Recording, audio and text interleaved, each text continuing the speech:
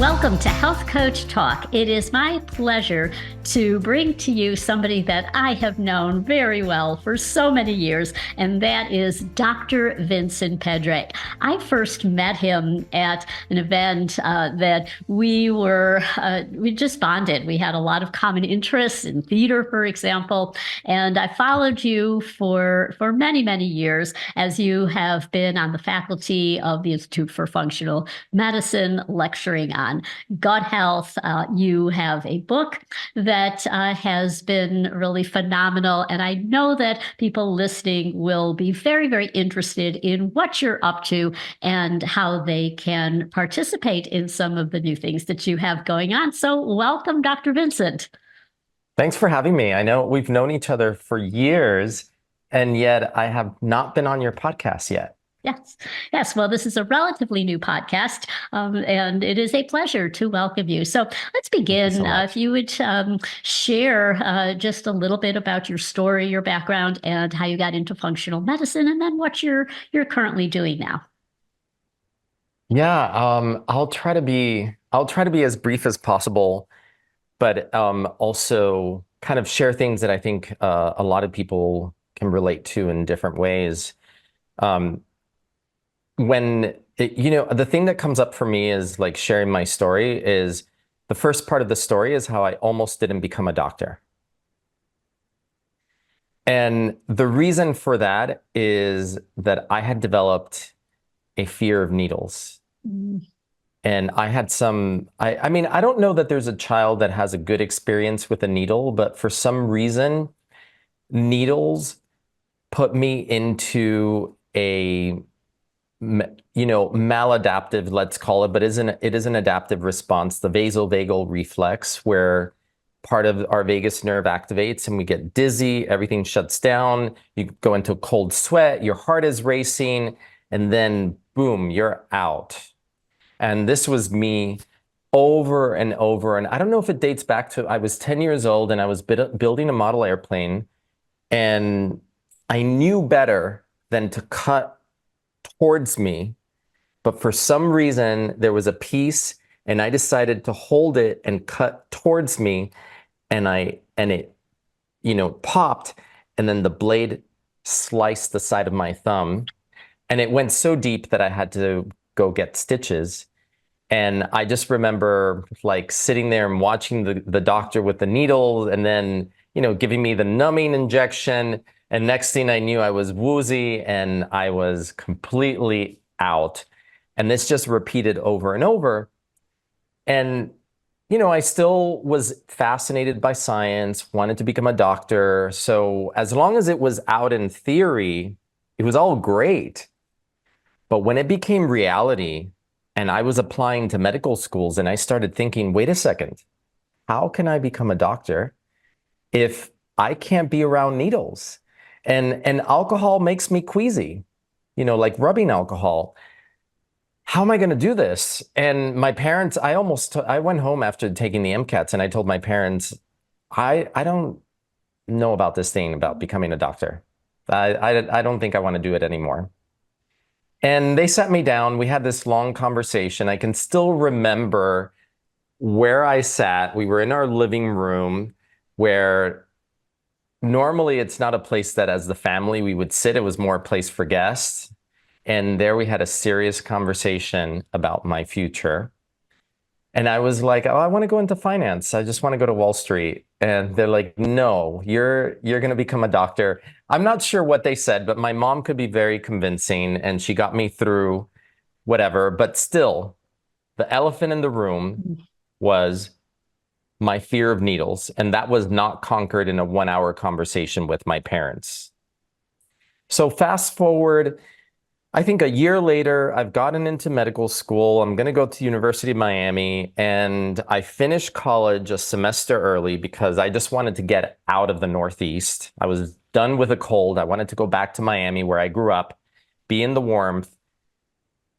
And I'm there with nothing to do, having finished all my graduate, my college in 3.5 years. So it's January of 1995. And I'm sitting in my room thinking, how am I going to become a doctor?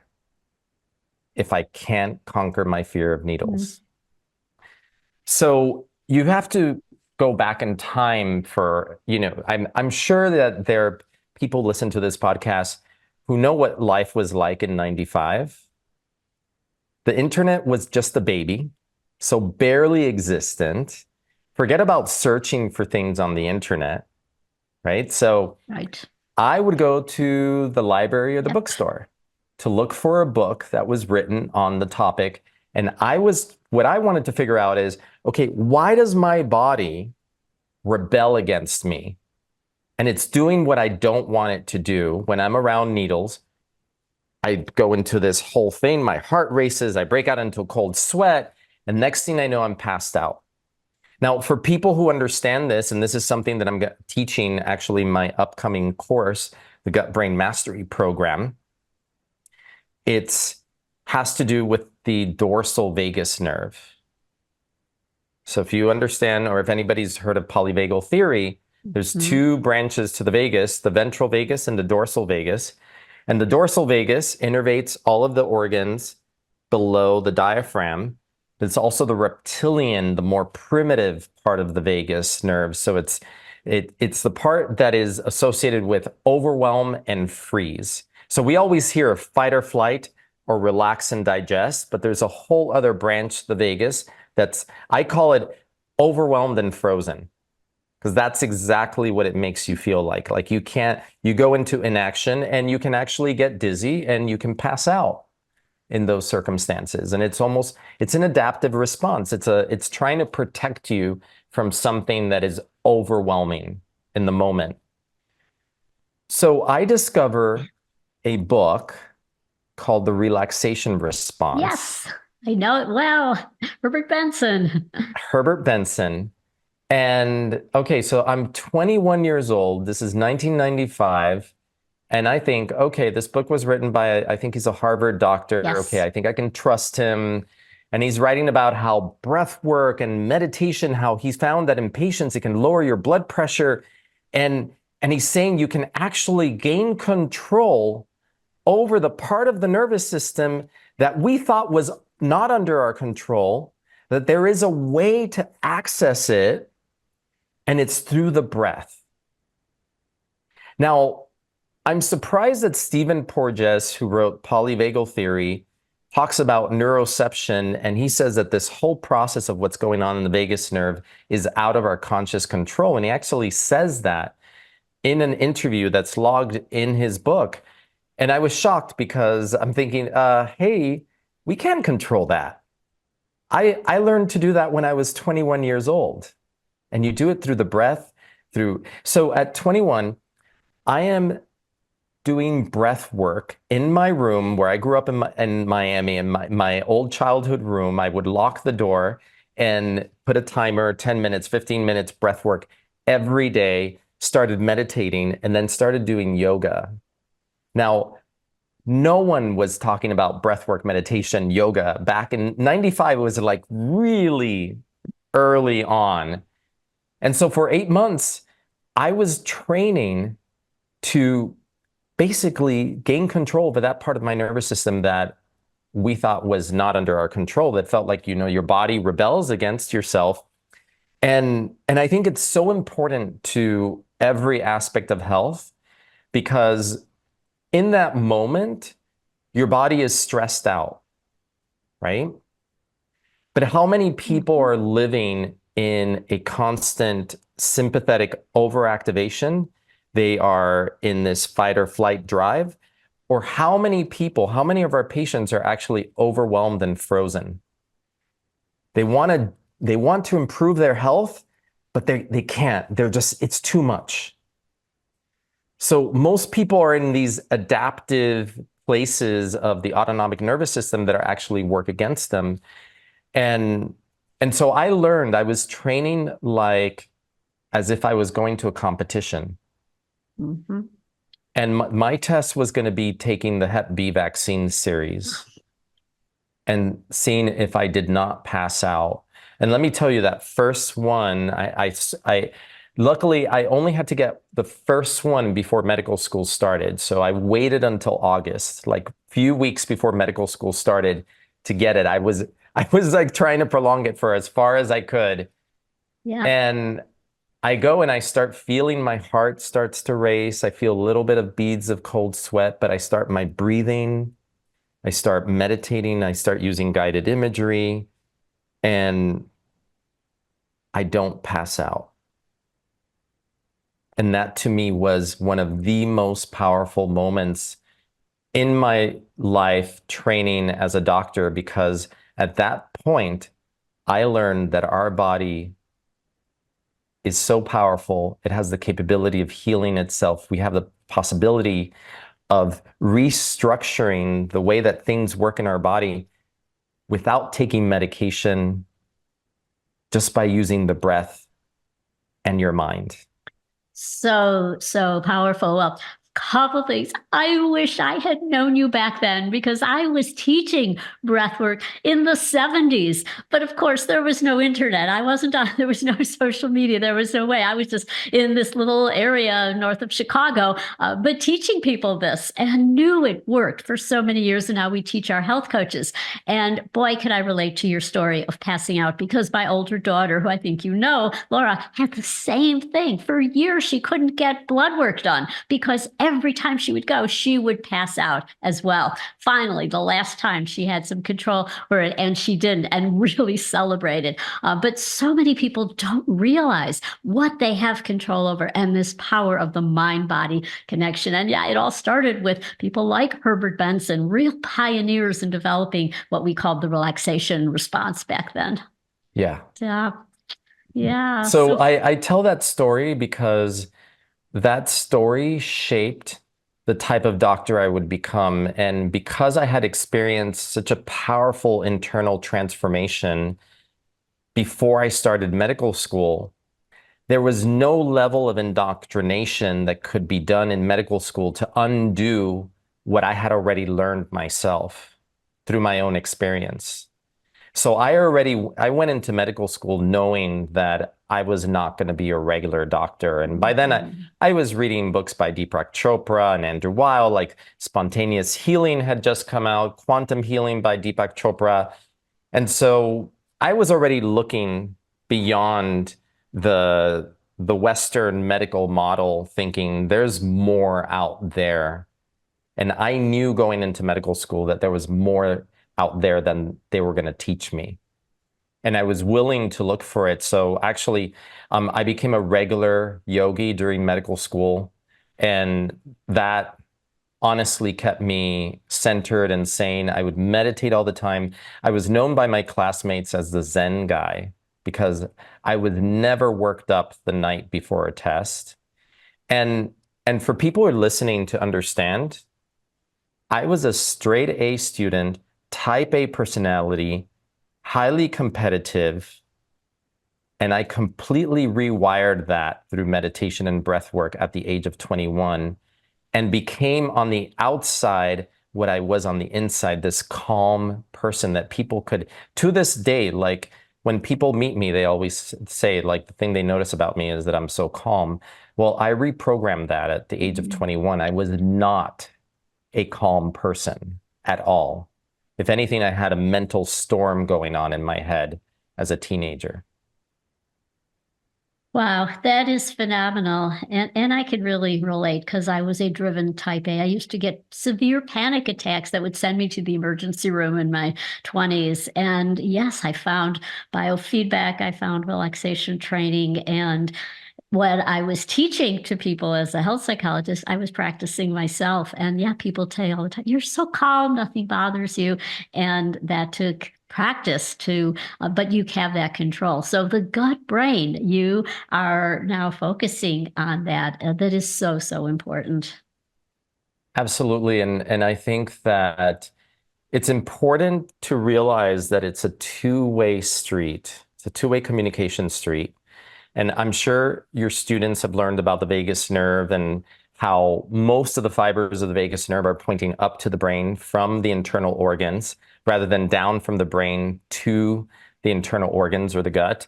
And yet both pathways are super important. So it's not that because there's only about 10% of the fibers pointing down that they're less important than the ones that are pointing up. Just there is a ton of feedback coming from the external organs, especially the gut, back to the brain that is controlling brain regions and how they fire. So the big message here is really about how they both affect each other, but how there are ways to actually hack our stress, our anxiety, even depressive thoughts or depression by working on the gut.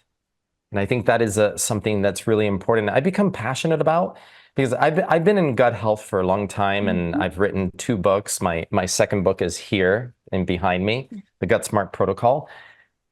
And all that has been, I've always inserted a little bit of the mindfulness practices in there. In my second book, I have 3 chapters, one on the vagus nerve, breath work, meditation. So I always bring that together, but I've never really just focused and highlighted that. But what I've realized over the years is that, you can have the prettiest diet, you can take all the supplements, but you can't out diet and you can't out supplement a stressed out life. And you cannot heal a stressed out body.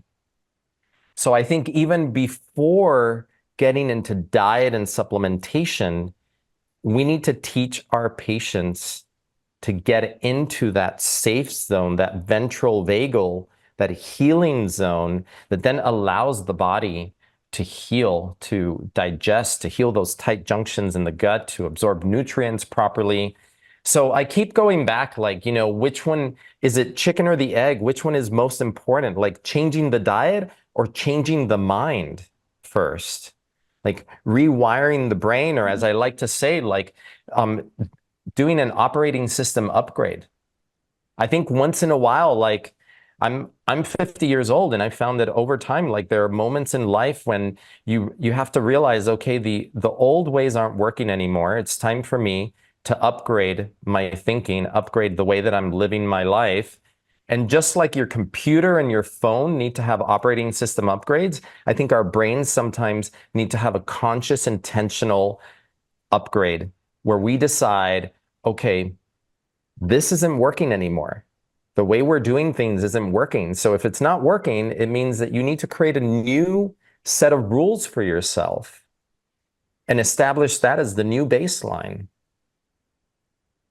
Absolutely. And I think that as you look at, well, is it more the power of the mind or the power of having the best supplements or the best diet in the world? And I think it goes back to the mind, because you might be looking at those foods and thinking, oh, they're not going to agree with me. You're going to find something wrong. But no matter what you're eating, if you're finding joy in it, and especially if you're eating in the company of others that you love and you are laughing and having a good time, that is so healing and transformative, as opposed to somebody who is just micromanaging every nutrient and yet is stressed and is not appreciating what they're eating. So I think they go hand in hand. But I love your focus on the part that has to do with the mind-body connection, the mind. And that's really the role of a health coach. So I'd love to hear your opinion on how health coaches can really be a vital part. What are your thoughts about that?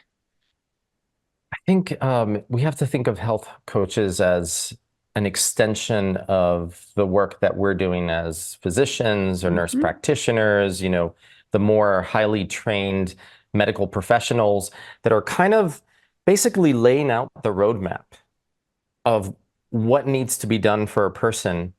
But along the way, there's going to be like cracks on the road. There's going to be little bumps, like the person's going to trip. They're going to need help getting back up. They're going to need some motivation to keep going. And that's where the health coach can come in and hold their hands and keep them looking at the horizon, when sometimes people will lose sight of the horizon and they start seeing just the little bumps here on the road, and they lose the bigger perspective. And they always, it's so helpful to have someone who can keep the vision for the person. I almost think of like the Statue of Liberty, like holding the torch Yes. of freedom, but really the at that time when the Statue of Liberty was put into that position here at the harbor in New York, it was welcoming people to Ellis Island, which was where all foreigners had to go through Ellis Island. They would come in on a boat. And I always think of when I'm working with patients that I'm basically holding the torch of their potential, of the vision of where they need to go. And I'm holding it when they can't hold it for themselves. And I think the health Yeah. coach is an extension of that, to also hold that vision for the person, to be that positive force, helping to tell them, yeah, you can do it. You can. And because a lot of what we accomplish in life is not necessarily based on just ability, it's based on our belief Hmm. and believing in ourselves. That And is that's so the true. easiest thing to lose Hmm. first is our own belief in ourselves. Sometimes I will have patients write down affirmations that they look at every day. So things, and it's tailored to what they need. So it could be, I am worthy of self-care, or I deserve self-care, or I am good enough as I am, Hmm. or I believe in myself. I can do this. Because there are always going to be bumps along the road. There's going to be moments when it feels hard.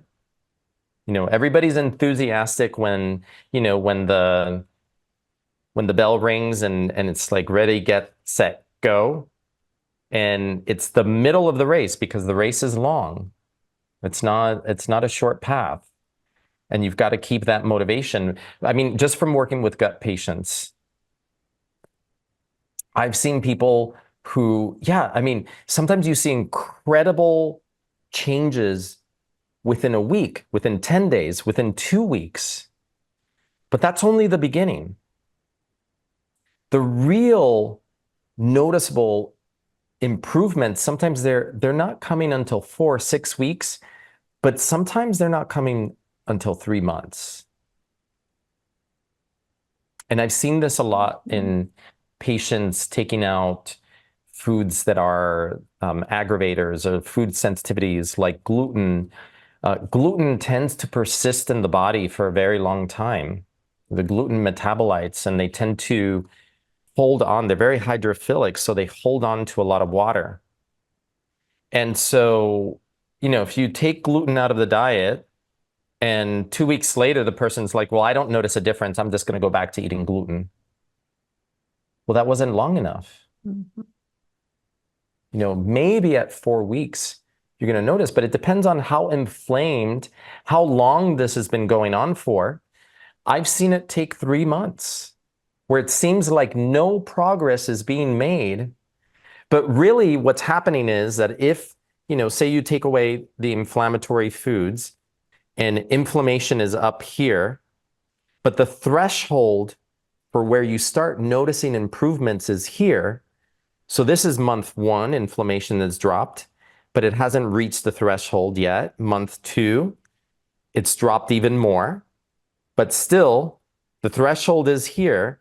Month 3, it gets to the threshold, and right after month 3, it goes below the threshold, and now you start noticing a difference. Weight starts coming off easily. Your dress sizes start going down. Your clothes start fitting looser. So a lot of it is about motivating people to stay the course for long Hmm. enough that they can really notice the difference. Because what we're going for is a life transformation. We're not going for quick fixes. We're going for something that is going to transform the person in a way that they're going to want to stick with it, and it becomes a life path. It's not just a fad diet to lose weight or for whatever goal. It is a completely new philosophy on how to live their lives.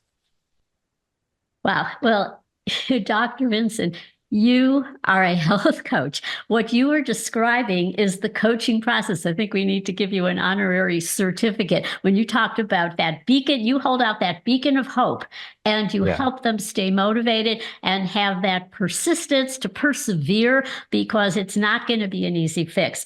So I wish all doctors had that approach. Unfortunately, they've lost that because I think we're really talking about bedside manner as well, which you have on steroids.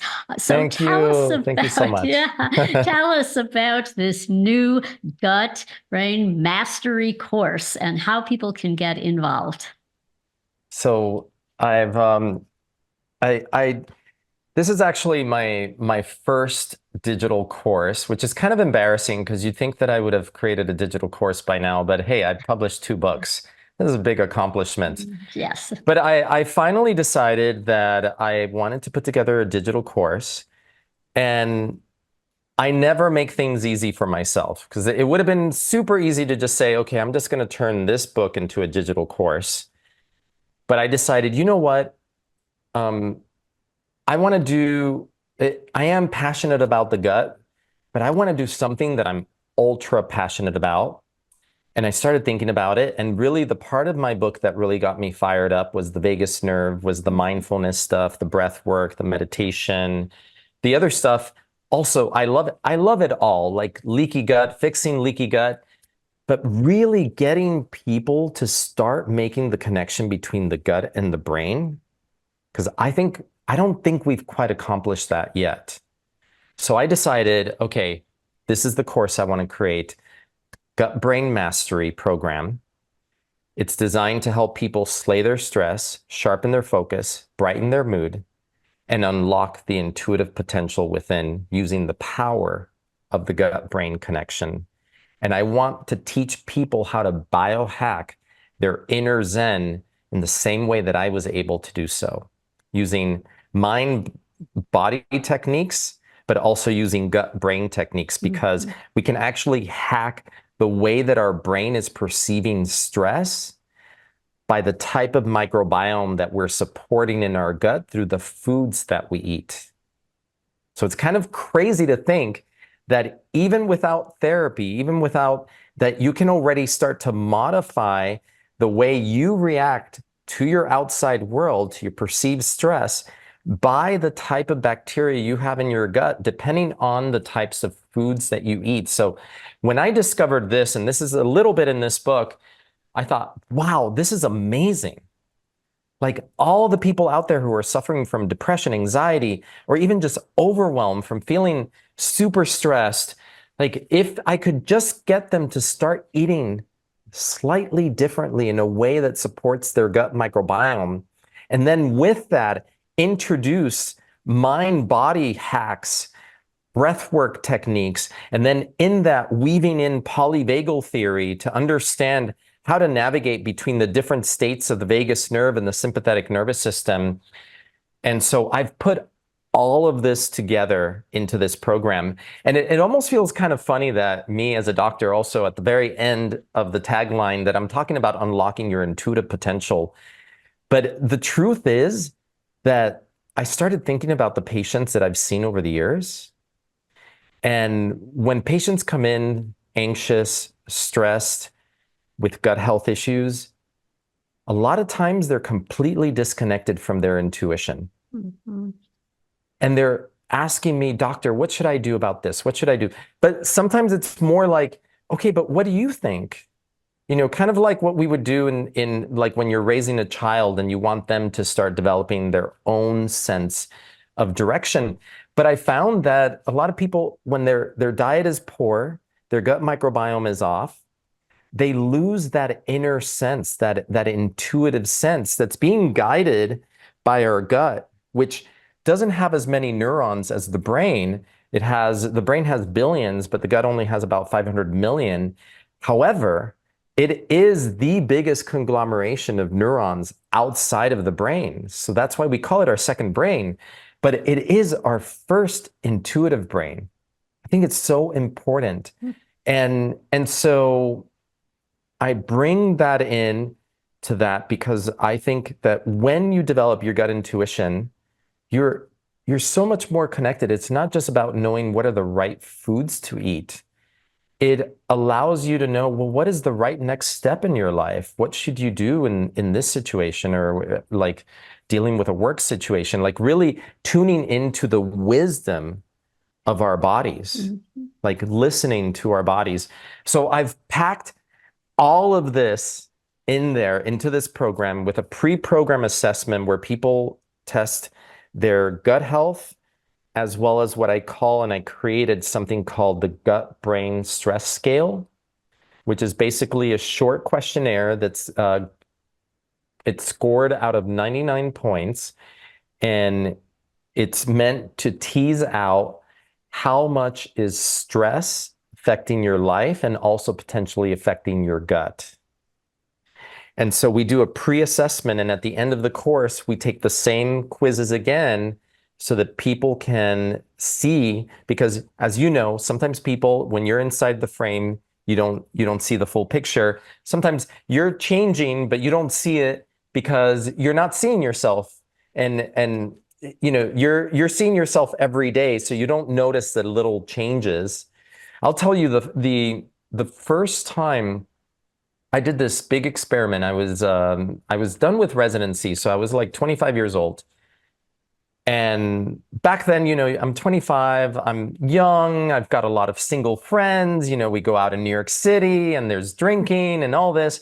And I wasn't feeling so good, and I was starting to feel a little bit depressed, and I was a bit worried about my future. And at that point, I didn't know in which direction I wanted my future to go. I know I wanted to carve out being a different type of doctor, but I didn't know how that was going to happen. So the future felt very chaotic. And I told my friends, you know what, I'm going to take some time off. I enrolled in a yoga teacher training. I started meditating every day, or 5 days per week. I started cooking everything, like eating at home, going to bed early, getting enough sleep. And about 4 to 6 weeks later, I went back out with them. I told them, hey, I'm going to take a break. I think it was January, and you're not going to see me. And when my friends saw me, they're like, what did you do? You look different. Like they could see it in my face. I'm like, well, I've been meditating, eating right, getting enough sleep, The like basics. not Yeah. not drinking. Like it really comes down to basics. So I feel inspired that we can make a big difference in people's lives in just 6 weeks. And that's how long this program is. It's a 6-week program. It's self-paced, so people can do it at whatever pace they want. And they can learn more about it at gutbrainmastery.com. Gutbrainmastery.com. We will also put that in the show notes. And where can people find you if they want to stay connected?